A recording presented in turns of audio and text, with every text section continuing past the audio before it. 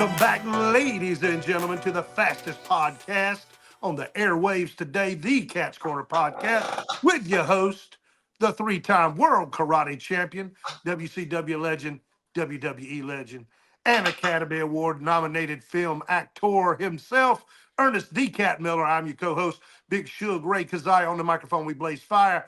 Give a brother a call if you want this Oscar Mayer.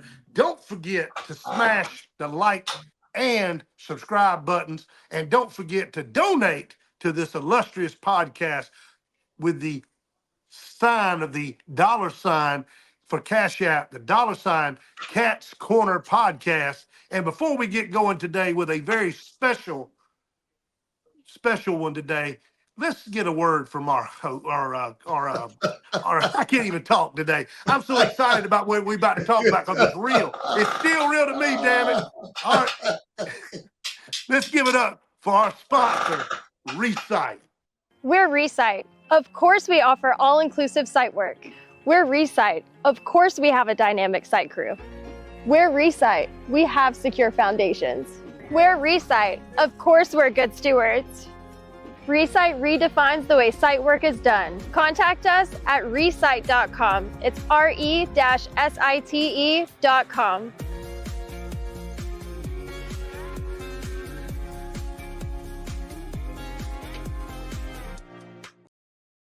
Redefining the way site work is done. Oh Recite. my goodness. I'm so my excited goodness. today. Ray, you're not excited, bro. Don't do that, Ray. I got a little tongue-tied, man. I've been dealing with a crisis. My daughter severely sprained her ankle, fall down 20 steps last night, slipped on some ice, leaving her babysitting gig, and boy, it's been a tumultuous 12 hours. So how's she doing now? She's at home, or she in the They gave her a hospital? shot of painkiller and some anti-inflammatory and put a walking boot on her, and she's having to elevate and ice and elevate. That's all we could do. Did she break anything? No, it's grade 3 sprain. Oh yeah. He said it probably should have broke. Probably it'll probably heal quicker. But wow. When you stretch every ligament in your ankle, man, it's tough. It's black and blue and swelled up. I thought it might for a minute it might have been broke, but I was touching around it and she wasn't screaming. She only screamed when she was putting pressure on it. So that to me, with Cannon being a basketball player, and I've seen so many sprained ankles in my life, I knew it was a sprain. But okay. enough about us. What's going on in your world today? I noticed you got on a new T-shirt. Bro, listen, this is a new cat. Swag. This is one of the cat new T-shirt that they'll be selling on the cruise. On the Jericho this cruise? weekend, Jericho cruise, baby. And they for sale, So, but what I'm going to do is we had one of our first guys to really donate to us. Mm-hmm. And we promised this guy a picture, autograph picture, and a T-shirt. Henry. So he'll be getting a T-shirt right here. So look for this in the mail. Him, what's his name? Henry? Henry, I don't know his last name. I just remember you calling him Henry. Yeah, I still got his information. So I'm going to send him an autograph, put my autograph right here, Ernest the Cat Miller. And you'll be getting it in the mail. Put a 3X on there 3 times. Yeah, now most people call my mama. Ernest the Cat Miller, call my mama, or Ernest Cat Miller. Be cool like a cat. So, anyway, we'll be getting that. But let's hear Big Ray.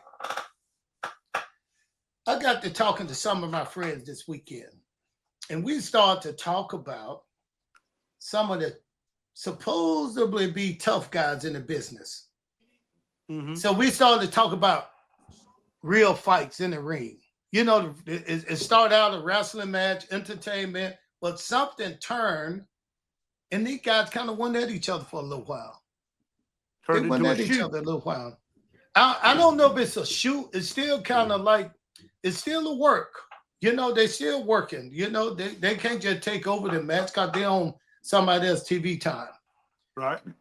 But I wanted to talk about today, man. I want to talk about what the locker room at WWE and the WCW locker room, what they were like. They were totally different. But it was the same thing. We all came in. We went into the locker room. We got our chairs, set up our little station where we were going to get dressed to do this show. We talked like Stevie Ray, Booker T, and I used to always joke and laugh. Chavo, we used to always laugh and tell jokes and mess with each other. You know, but it was a fun locker room at Camaraderie WCW. between you guys was good, but you I, always have that one or two that stick out like a sore thumb. well, really, not in WCW. We didn't. You know, it was like everybody was happy and fun. You know, but what I've noticed, and I talked to a couple of guys, Stevie Ray being one of them, Sonny Ono, Booker T.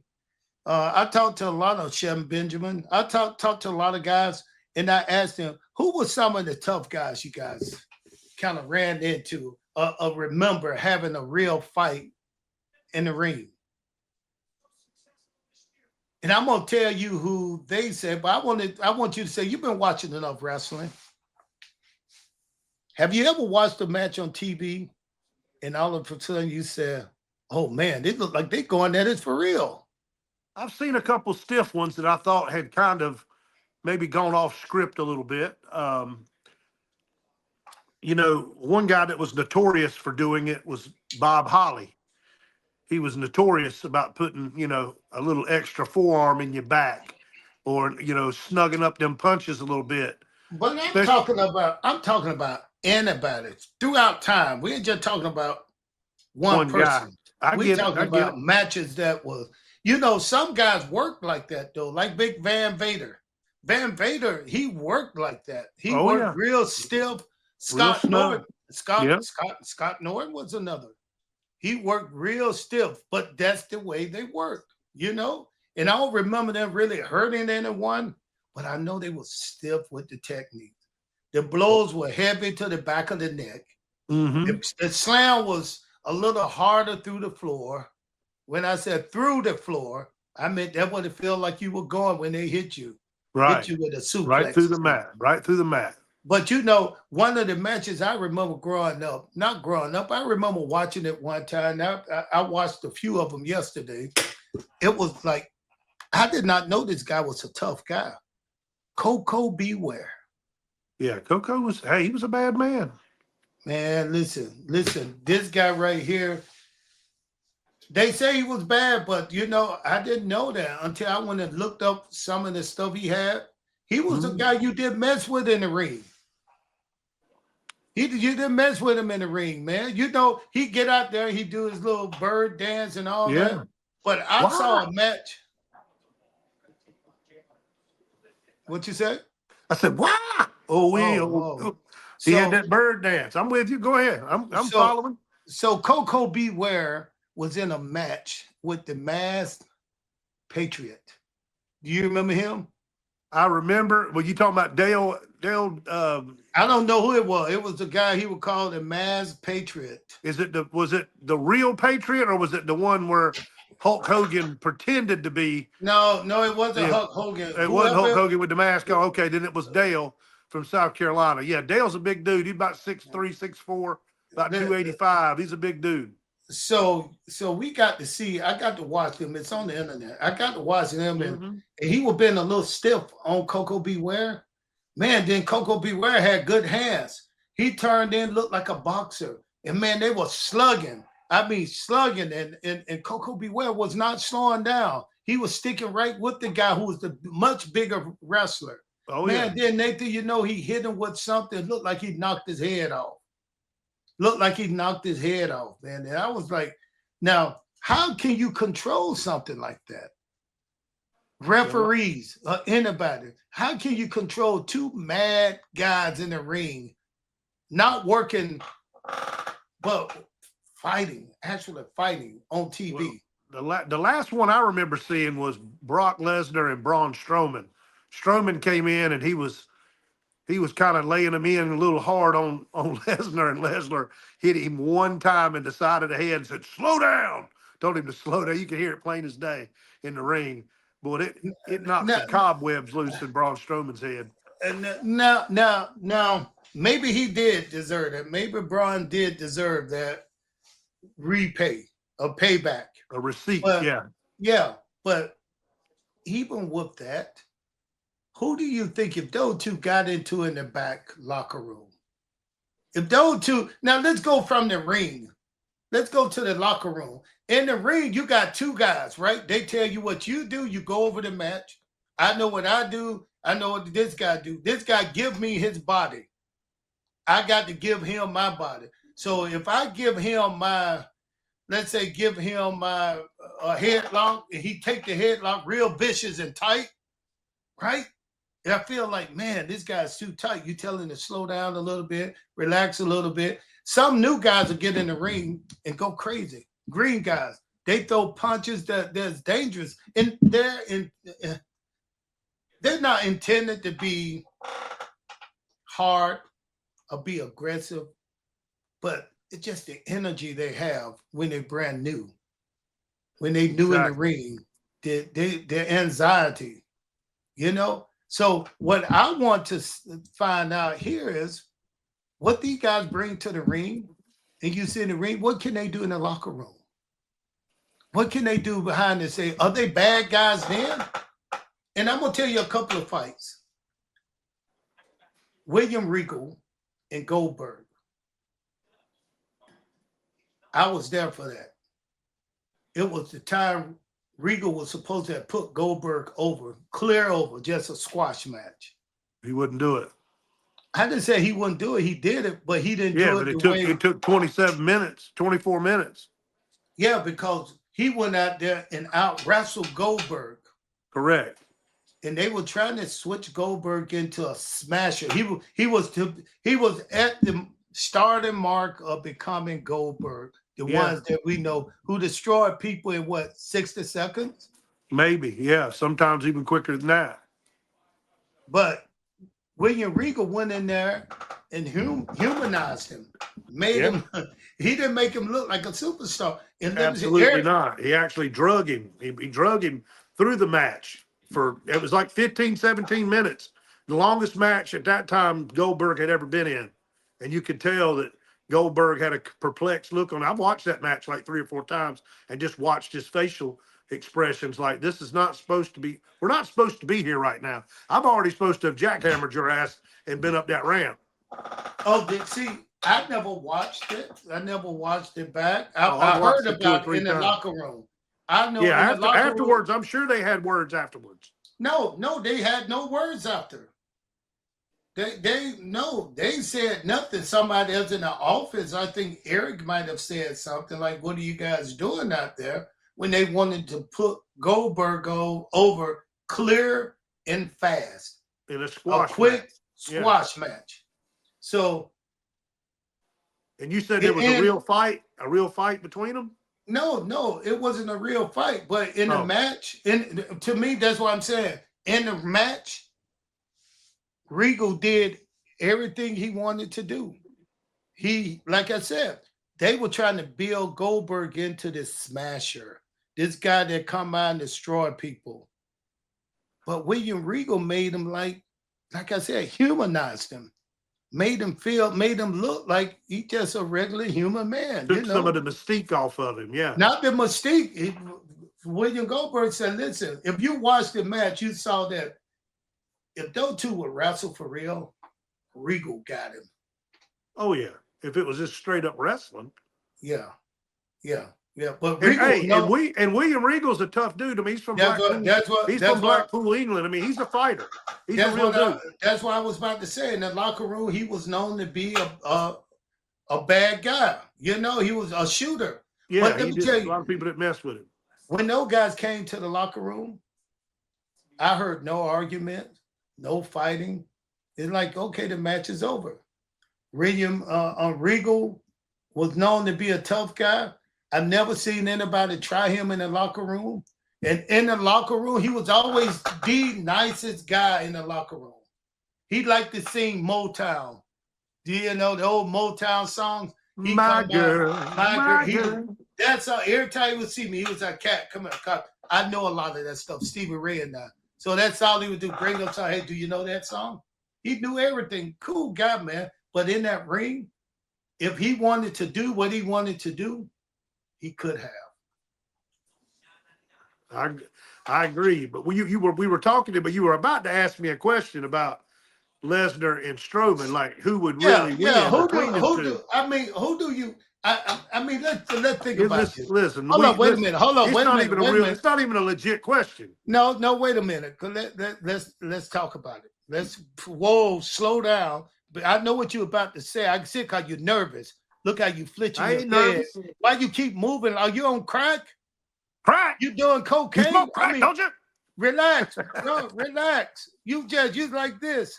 Relax. You making me nervous. You ain't nervous. I am watching you do this. You Man, just you ain't saying nothing. Now, see, you crazy. So anyway, watch what you say. I know what you're about to say, but think about it. Think about it. Who would you put your money on if those two went at it in the back? Not in the ring. Lesnar. All day, every day. Why? Because he's real. He's a real fighter. He's a real badass human being. I expected you to say that. He's a big, strong guy. No, true that. He's a big, strong guy, good wrestler. But me, I know martial arts. He's a former UFC heavyweight champion. And I'm going to tell you this. All that stuff is just like WWE. Okay. And I'm going to tell you why UFC and boxing is like WWE without doing that.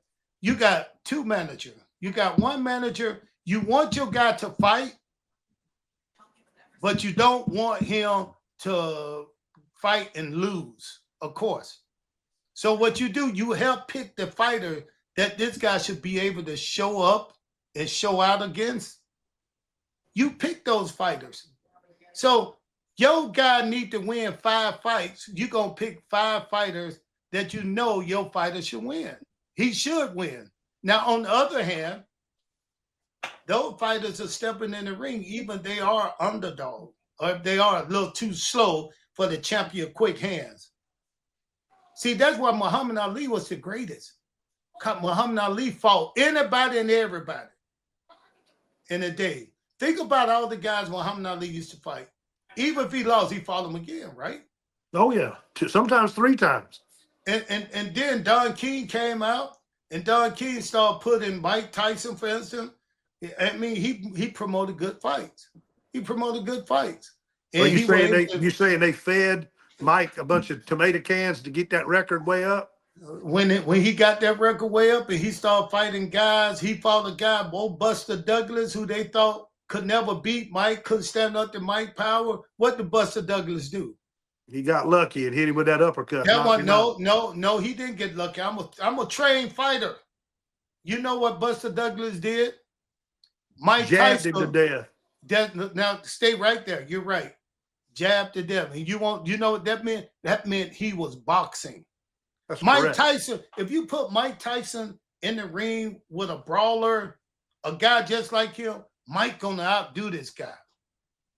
Mike gonna out-brawl this guy. He gonna stand up and take your punch and knock your head off. But if you put a Muhammad Ali, a Buster Douglas in there, a Holyfield in there, who was a traditional kind of boxing fighter. Yeah, they were boxers. They got in the ring and they would think about it, that fight, not just slug and emotional.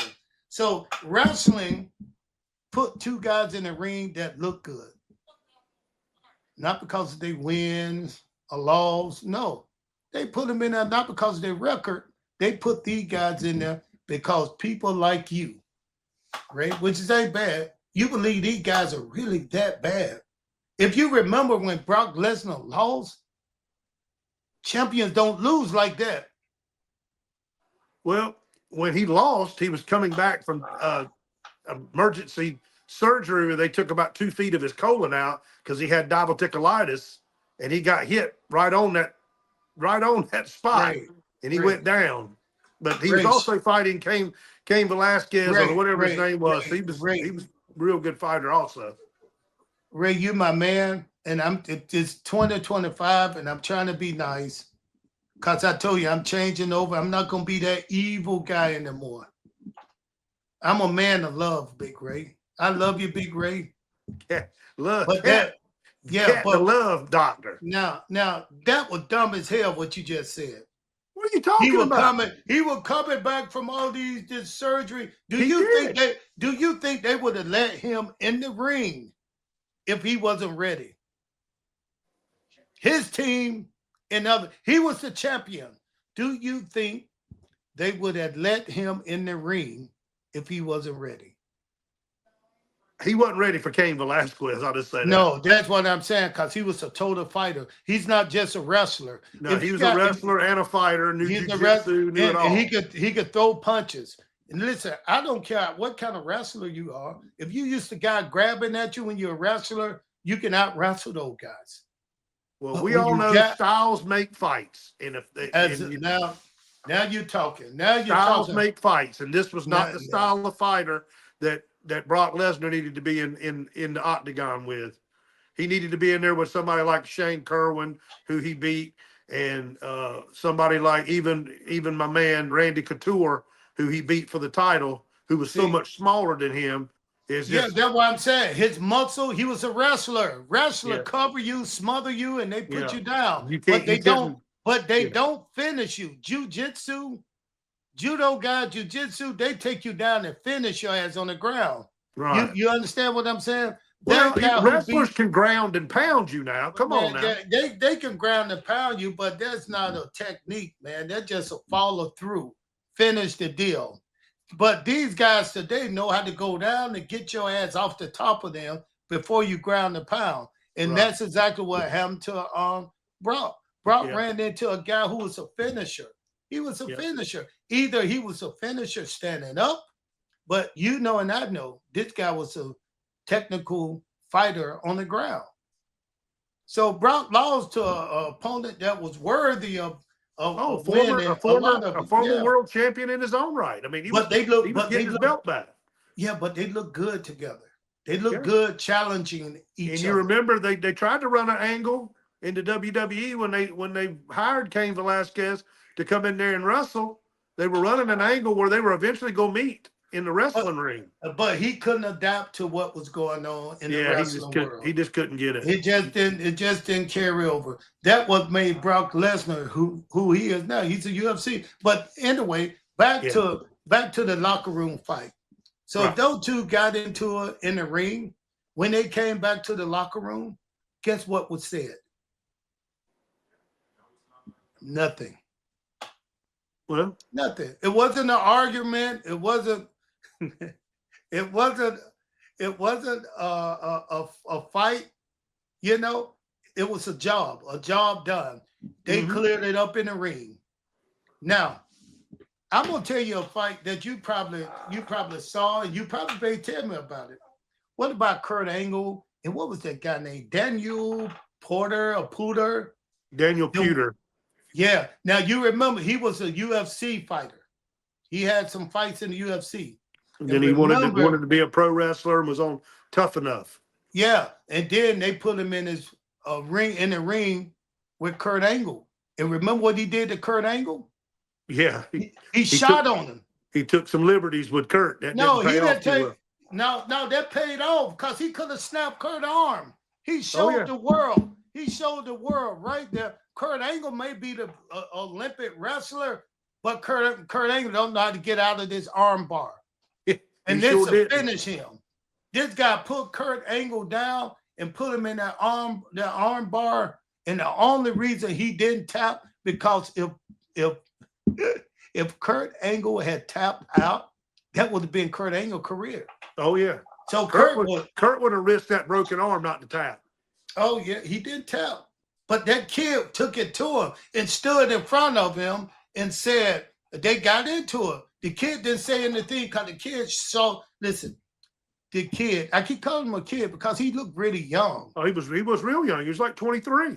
Yeah. So when he went in there and he said, I ain't got no career in this wrestling world. But listen, let me show this guy something though right now. He shot on Kurt Angle in there. Kurt couldn't do anything about it on the ground because a wrestler job is to get you from the ground, get you from the stand-up position to your back. And control you. Back on the ground, control you, and pin your shoulder to. That's wrestler stuff right there. Get you from your feet submit to the ground. Submit you, No, or they pin don't you. submit. No, they don't submit you. They don't submit you too much.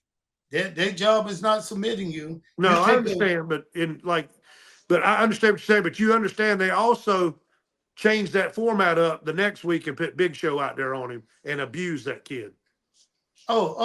Yeah, because he couldn't. You see who they had to get? They had to get the most big, powerful guy. But when those guys went out in the ring like that, Kurt Angle told this kid, "What in the F are you doing? This was not part of the show." And the kid looked at it and listened to it. If you go back and watch that video of Kurt Angle and this guy, Kurt Angle lit into him in the ring. But when it got to the back, to the locker room, what do you think happened? Probably nothing. Nothing at all. Quiet. Cricket. Tick, tick, tick, tick, tick, tick, tick, tick, tick. Crickets. You didn't hear anything. Have you ever been back there and there wasn't crickets and there was some furniture moving?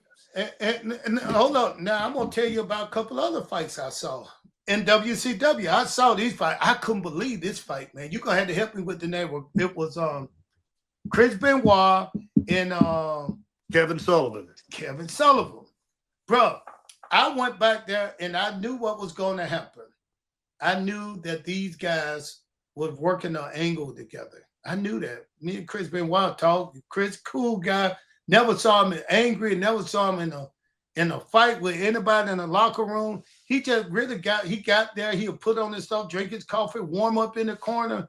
He'd be sweating like he'd get ready for a real fight. Go out there and work a great fight, a wrestling show. He put on a show. But when I saw some of the guys start their locker room fight and work it into the ring. Or start from the ring, then they end up working it back. That's part of the show.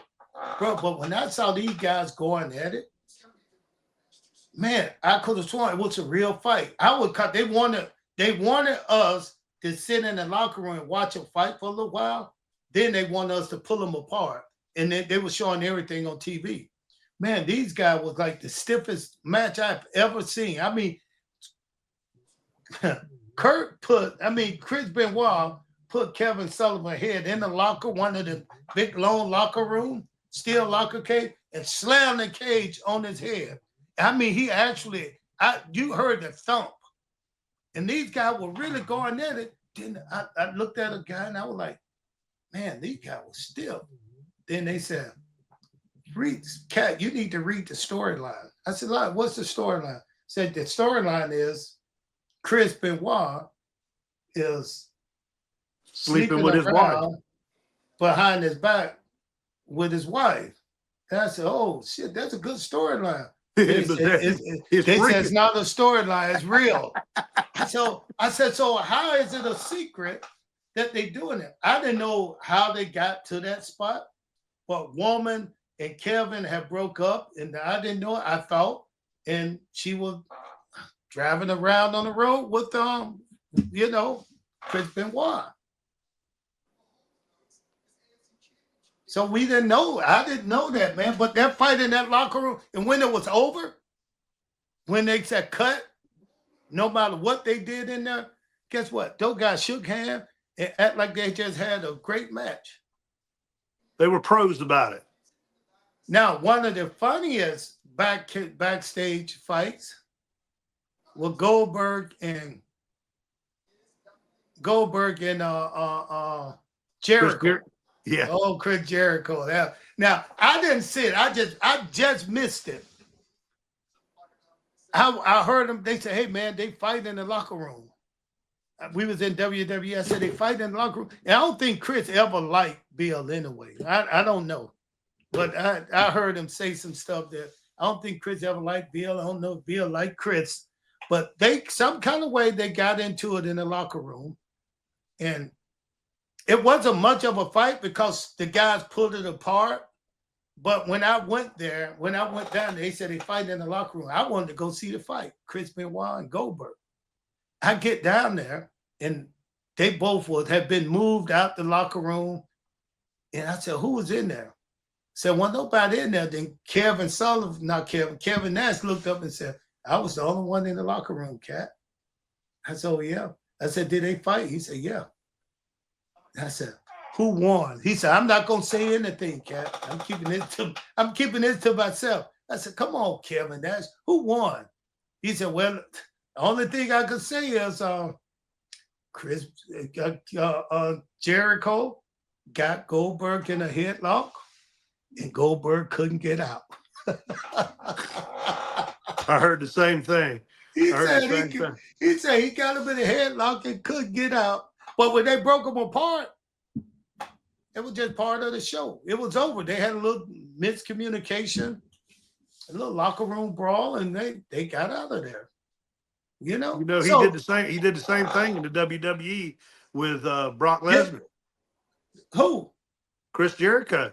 No, he did not. Yes, he did. He tried to jump on Brock because he thought Brock had taken liberties with Randy Orton because Randy had to get staples in his head because he busted him open the hard way, and he didn't realize it was part of the story.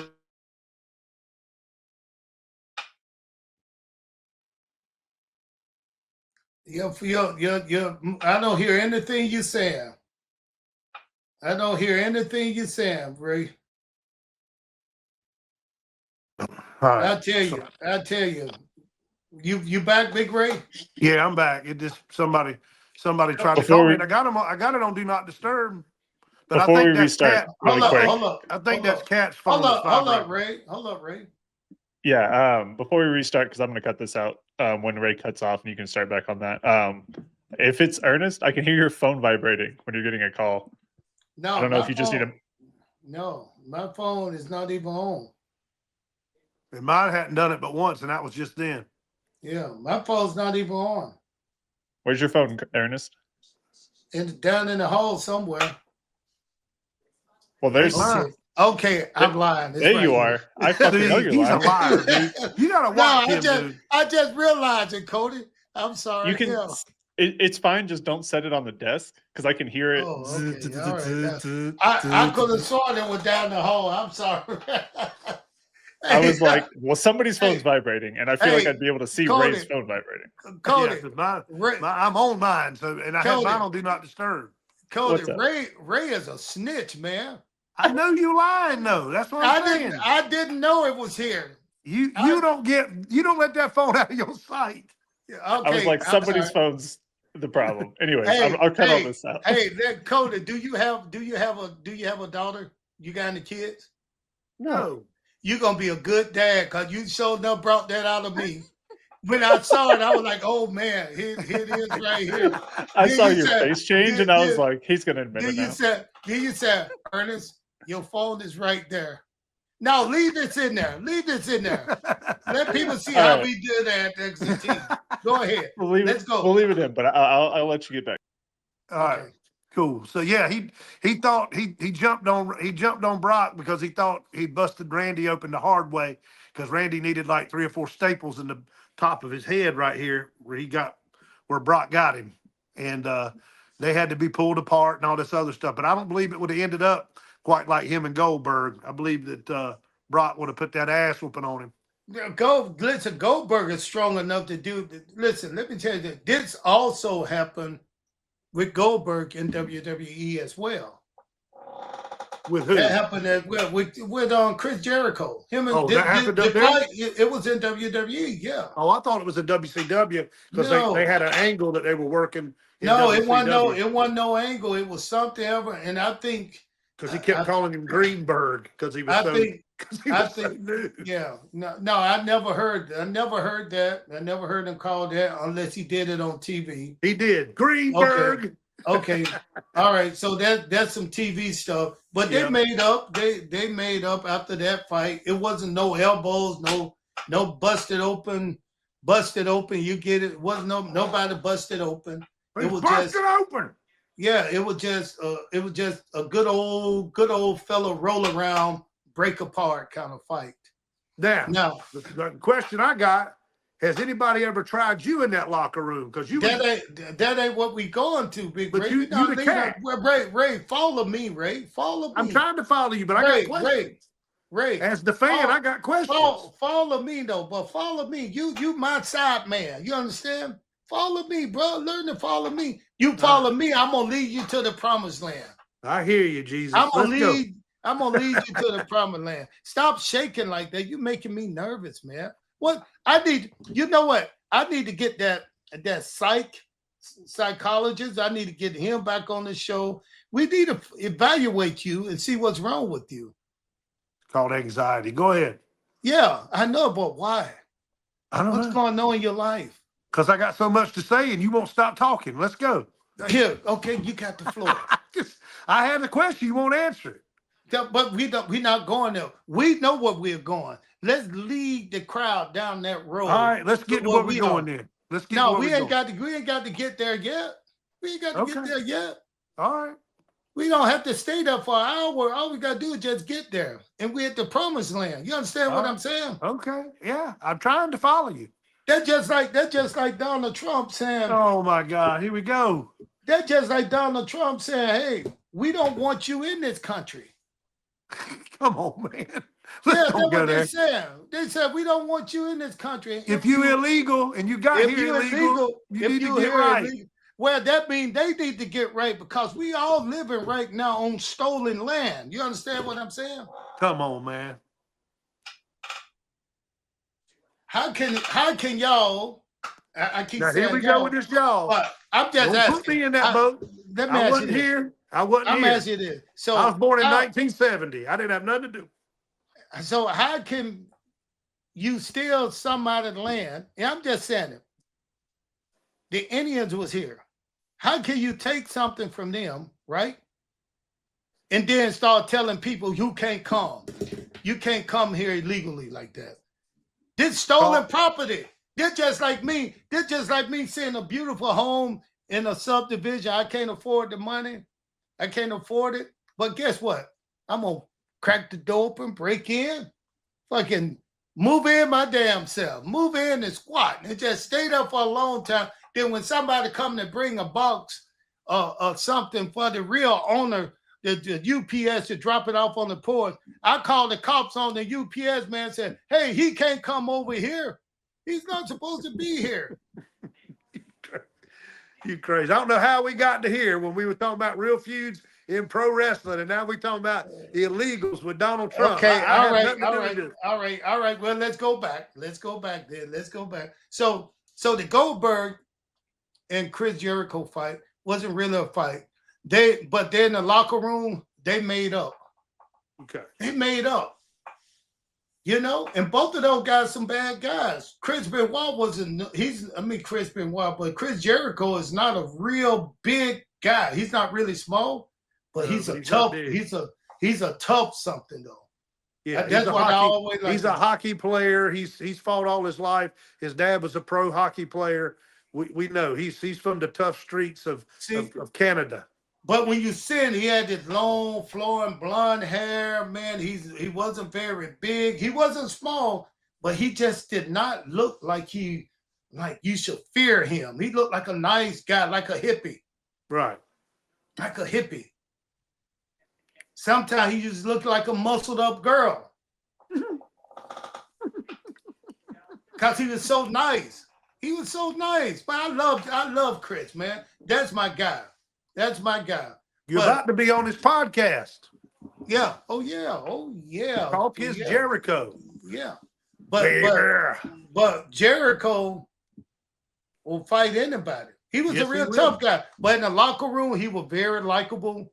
Out at the bar when we would leave work and the guys would meet up somewhere at the hotel, he was always nice. You never heard him talking out loud or putting people down. He wasn't that kind of guy. Extremely funny. Always had a joke to tell. For him to get into it with these guys, but he had a serious side to him too. You could tell he had a serious side. Like he'll joke and play around, but then you F around and find out real quick with this dude. Mm-hmm. I agree. Listen, let me tell the people something who out there listening to this right now, the Cat's Corner. You guys go in the Starbucks, you drink a cup of coffee, you pay $5 for it. Because you're entertained by that nice hot cup of coffee and a bunch of nerdy people running around in Starbucks, or wherever you get your coffee from. Ain't nothing but nerdy people there. Anybody who sit down and drink coffee and enjoy that with no music or no nothing are nerds to me. But if you've been entertained right now by the Cat's Corner podcast, man, hit my Cash App. Hit it. Donate something. Donate something so we can do what? Make this show better. Because some of these chumps don't want to come on for free. Some of your heroes and people you want to see, they want to get paid to come on and sit down. And I can't blame them. They got a story to tell. And also go down below and let us know right under the showcase, right there when you fill out something, or you can reply to us. Tell us who you want to see on the Cat's Corner. We want you guys. We're trying to entertain you. We want to know what you think. We want to know what you think. Yeah, we trying to give you something that you want to hear, Big Ray. What is subject matters you'd like us to cover? Is there a match that you like that you want us to talk about? I mean, what's your favorite federation? Is it the WWE, AEW? Is it TNA? Is it Mexico? Is it Japan? What is it? But Big Ray, think about this. Me and you and I, we can talk about anything. Yeah. You from one place, you want one place, I'm from another. But when we talk about everything. We don't just talk about wrestling all the time. No, we just talk about illegals getting shipped out of here. That's why you on here, Big Ray, because you're a friend that we talk about everything. And we know wrestling. We know combat sports. We know sports in general. I was the first one to tell Ray to stop checking his own prostate. I still do that from time to time. But I got a smooth, steady stream, and the doc said it was 1.1 last time I was at the doc. Yeah, but that figure, you ain't got to do that at home, brother. But once every 3 months, you use 2, 3. I use 3. I'm the 3. Bro, Big Ray, cut it out, Big Ray. You telling on yourself. I don't. So anyway, let's go back to this Goldberg. So the funniest fight I ever seen, it never turned out to be that kind of funny.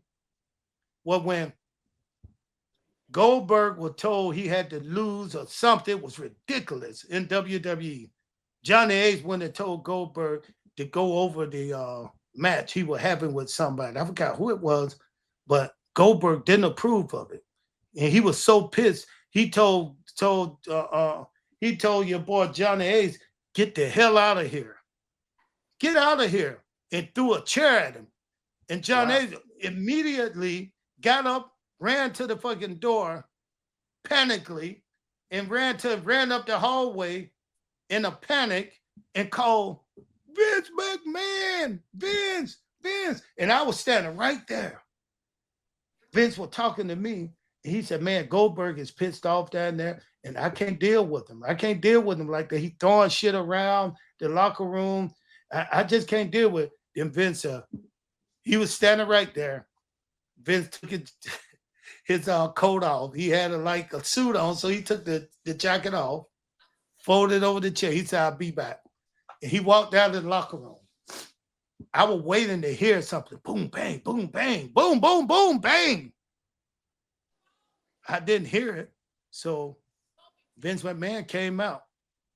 So when Vince McMahon came out, walked past the hall, he didn't say nothing about it. He said, Cat, I'll talk to you later. I walked into the locker room and I said, Goldberg, bro, dog, what happened? He said, man, that Johnny Ace is a piece of crap. That's why don't nobody like him. You know, he tried to use you and try to manipulate you and put all this stuff in front of you, then jack it out, turn it around when you get to the ring. I'm tired of his shit.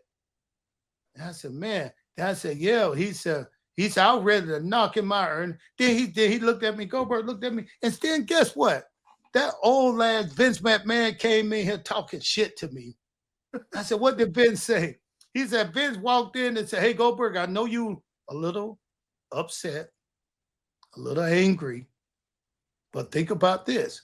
The way you presenting yourself right now, if I came in and I was angry and throwing shit around, it might be a little physicality going on. Goldberg said he looked at the man, physicality. What the? He said he just shook his head. He said, man, I would kill that old man. Goldberg said I would kill that old motherfucker. And he would have. About him, you know, Vince always said, gonna be a little physicality today, gonna be a little physical today, some physical stuff going on. He always talked about physicality. He always talked about that bullshit. Because that's what he is. He's a physical guy. He's a physical guy. Yeah, till it's time to get physical with somebody that could wreck your world. No, he wasn't afraid. That's what I'm saying. That means that Goldberg ain't got to run him down the hall to beat his ass. He'll stand right there and take it. Vince McMahon he's no punk. Let me say it like that. I don't know if you can use that word now. He's not one of those. Vince McMahon, one of the reasons Vince McMahon, he liked tough guys. He loved tough guys. But Vince McMahon is not a soft guy. He's not like a manager or a president of a major company. Like Dana White. Dana White looked like he can't. Dana's a fighter too. Dana ain't no damn fighter, man. I've been knowing Dana. Dana ain't no damn fighter. He was a boxer. He probably boxed. He probably fought. But I could tell when I meet somebody whether they can fight just by the charisma, the atmosphere that they create around you. You've been wrong about me. You've been wrong about me. Man, you built like a damn beach ball. Okay. Come get it. Fly away with it, son. Come get it. I had it. Come get it. Yeah. So anyway, Big Ray, he ain't no thing. So listen, before we get who you got your money on then? Who you got your money on? Goldberg or Vince? I'm just saying, bro. Vince is no pushover. He don't act like that. People think some Benjamins down. Who you putting your Benjamin on? Of course, Goldberg killed his old man. I'm just saying, man. Vince is Ray, stop laughing, Ray. Cause it's true. Vince when I was there, he dressed real cool. He dressed like a mafia. Yeah. I mean $5,000-$10,000 suit. Give me $1 billion and I'm gonna dress like a mafia don. But listen, he was one of the boys. He was not like, like that guy executive that sit in the office and send somebody else to do their dirty work. Now, man, my favorite Vince story is he took everybody's finish at the strip club. Hold on. Let me finish this right here. Then we'll go back. Remember what I just said. Yeah. He wasn't the kind of guy that sit in his office and tell somebody else to go tell somebody this. He'll go do it himself if he had to. He'll go do it himself. Now, this go back to one of the tough guys. Mm-hmm. Tough guys. Supposed to be tough guys. I didn't even recognize this. I tell my karate classes, I say, you know how you beat a bully? How do you think you beat a bully? Go right at him. That's semi-right. You bully a bully. Punch him right in the nose. You bully a bully. Even on the football team. When he got everybody on that football field, if you watch, let's just say you watch the Eagles play Washington Redskins. It's a bunch of bullies on there. There's people trying to think that I can push anybody around, get in front of me. Now, in the locker room, wrestling, you got those guys in the locker room, some locker rooms. And you brought up one name. And I did not know this was the situation I was in. When I first got to WWE, I always wanted to go and wrestle. I want to go to the ring. I don't want to be in commentary. I want to go, I don't want to sit up here and talk. I want to get in the ring and move around with the guys. Everybody know who I am. So Vince McMahon told me, he said, okay, get ready. We're going to let you go to the ring for a little while, which I was so happy.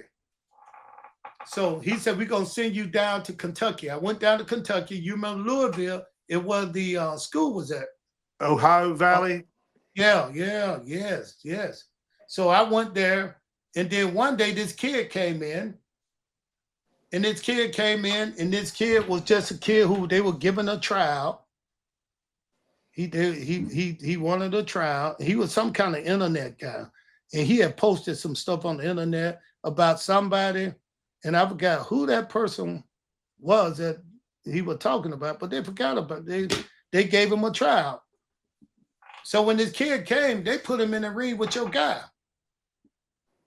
the guy who you said Bob Holly was a bullet, hardcore Bob Holly. Yes.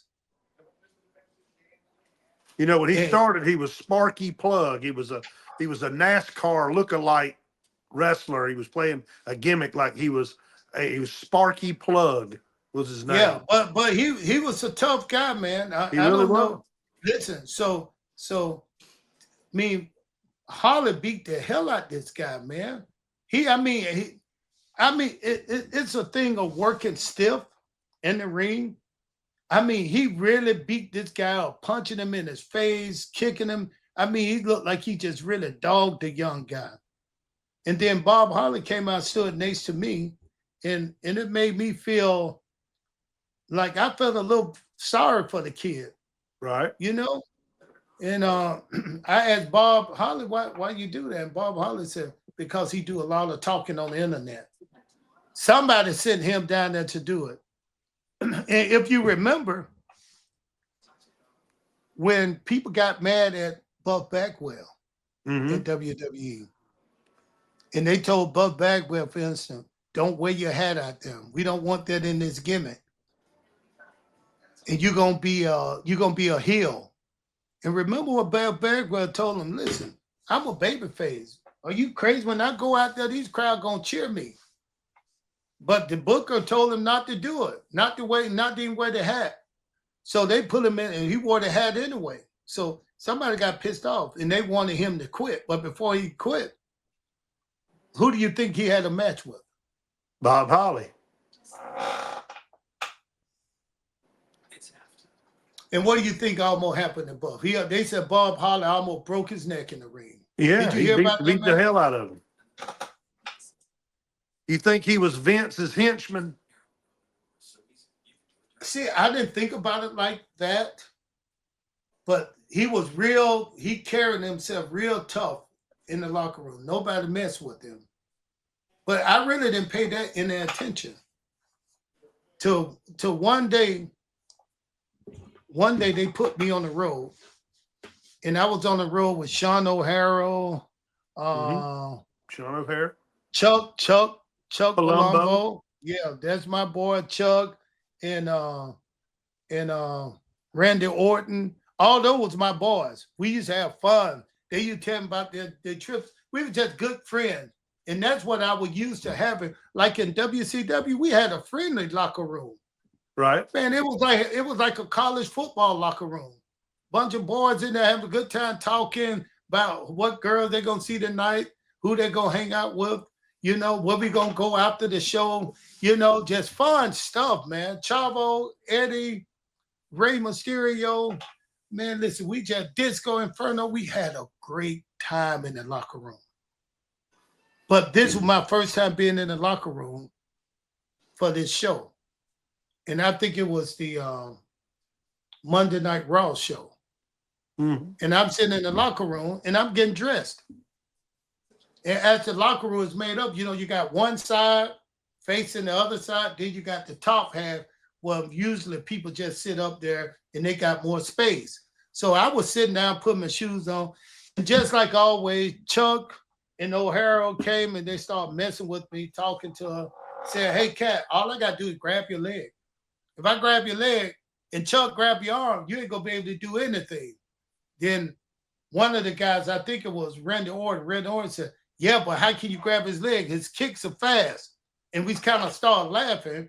Then out of nowhere, I hear this voice and it say, hey, I'm going to come down there and I'm going to see if that karate is real. And I took it as a joke. Just laughing in the locker room. So I looked at the guy. It was Bob Harley. I looked at it. Then I looked over at Sean O'Hara, and they kind of got quiet and moved back because they knew Holly. They knew what type of person he is. They knew who he was in that locker room. I had no idea. So when this guy screamed out he wanted to come and see what I was all about, that was a challenge.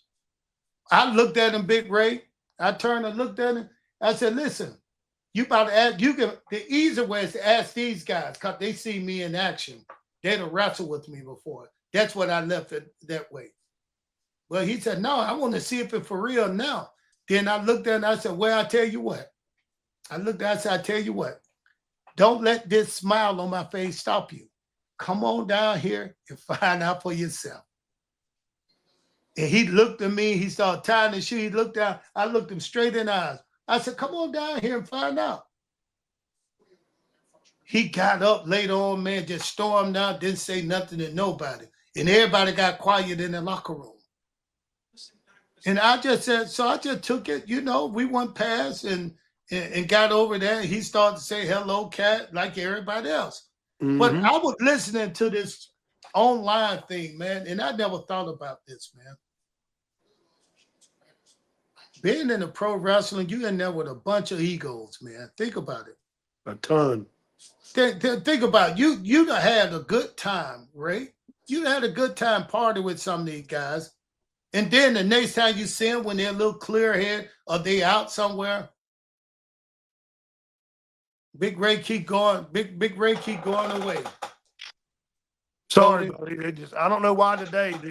I got it on Do Not Disturb. I just don't understand it. Okay, well, listen, we gonna keep going, brother.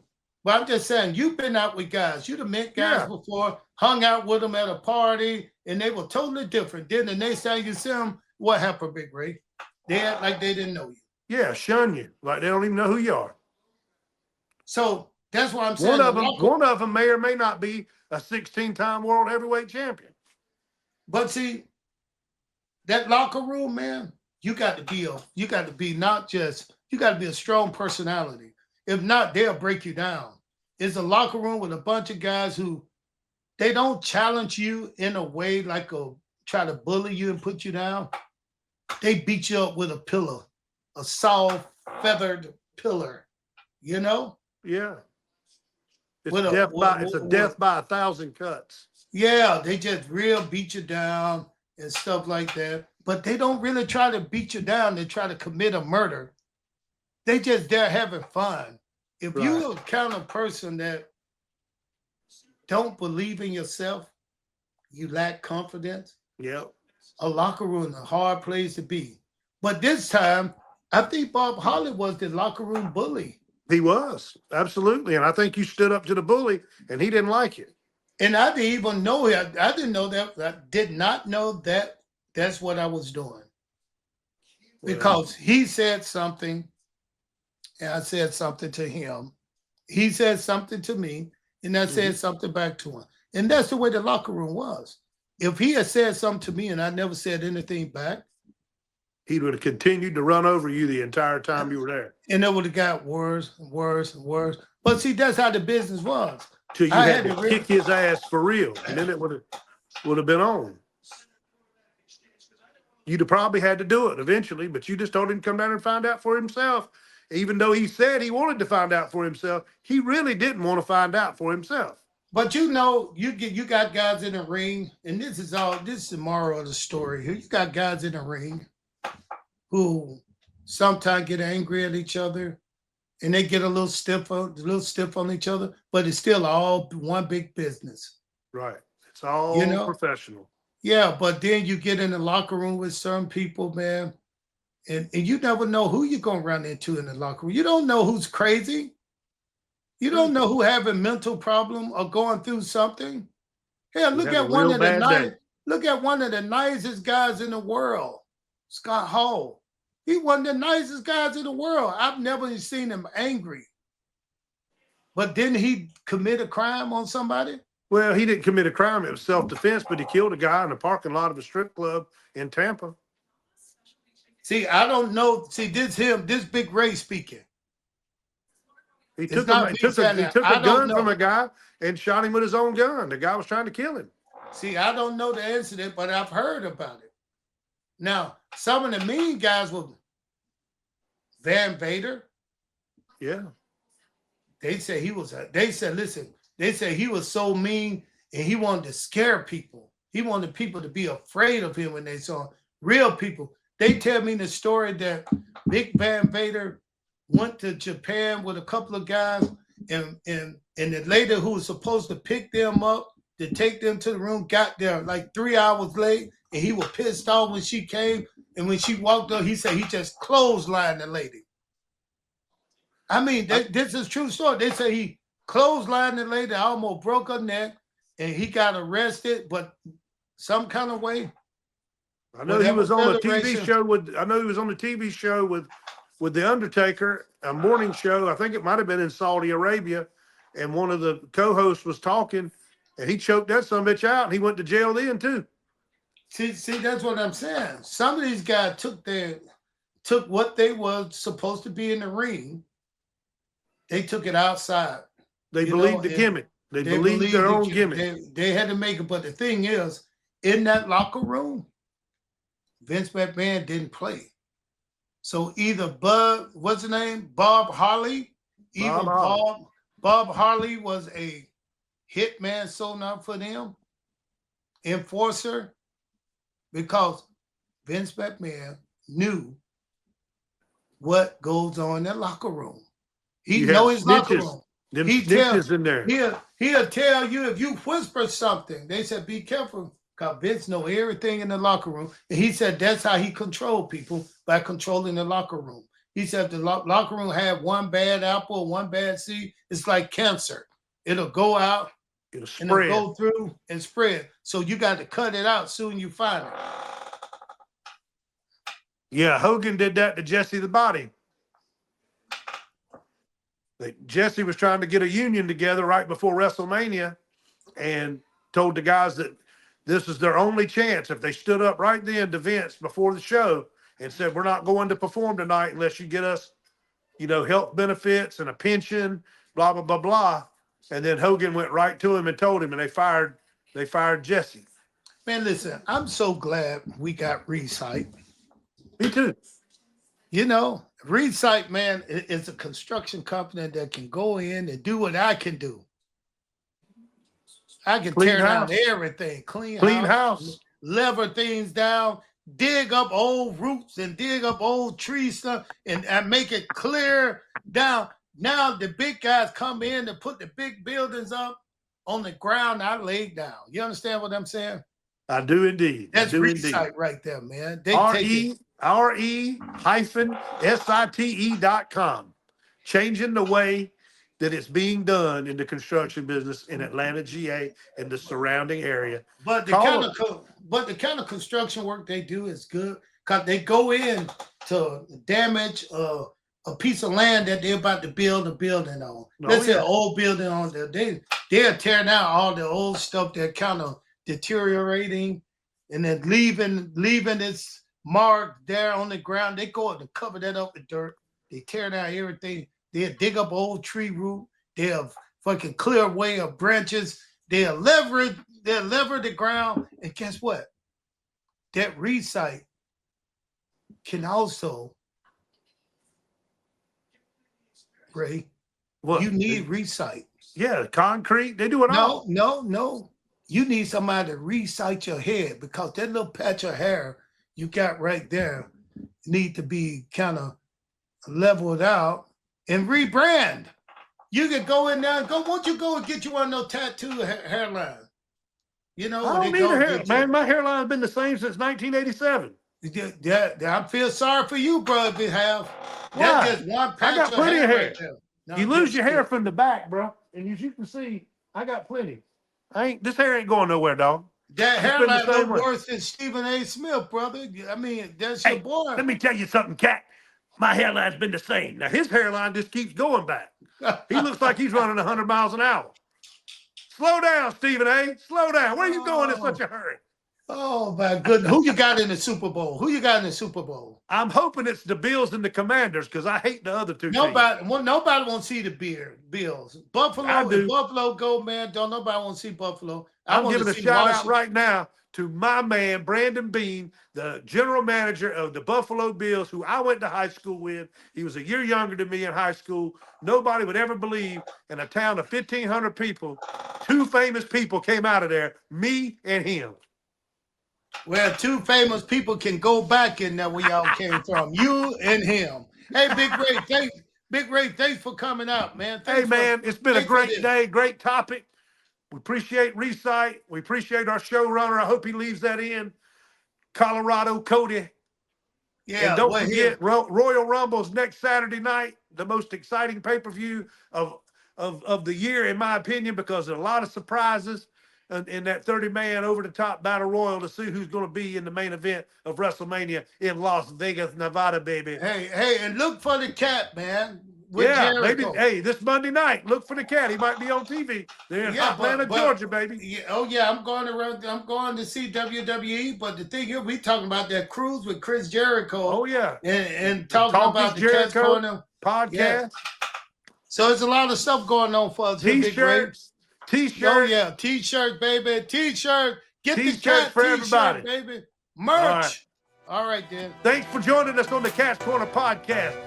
For Ernest the Cat Miller, I'm Big Shug, and we'll catch you next time right here.